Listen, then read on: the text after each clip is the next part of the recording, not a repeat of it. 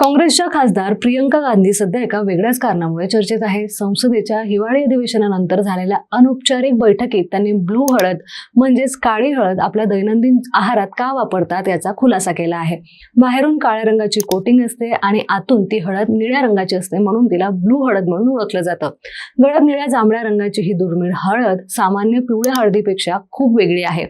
Blue हळदीमध्ये दाहरोधक, antioxidant आणि जंतुनाशक गुणधर्म आढळतात. प्रियंका गांधी यांच्यामध्ये ही हळद प्रदूषणापासून शरीराचं संरक्षण करते, घशातील खवखव कमी करते आणि ॲलर्जीमुळे होणारा त्रासही कमी करण्यास मदत करते. केरळमधील वायनाडच्या परिसरात या हळदीचं पीक घेतलं जातं. काही अभ्यासकांनुसार ब्लू हळद ही कर्करोगाविरोधी गुणधर्मही आढळतात.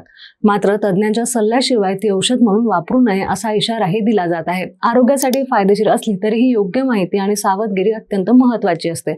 मित्रांनो, तुम्हाला या ब्लू हळदीबद्दल माहिती होतं का? कमेंट बॉक्समध्ये नक्की सांगा आणि व्हिडिओ आवडला असेल तर महाराष्ट्र जागरणला लाईक, शेअर, सबस्क्राईब करायला विसरू नका.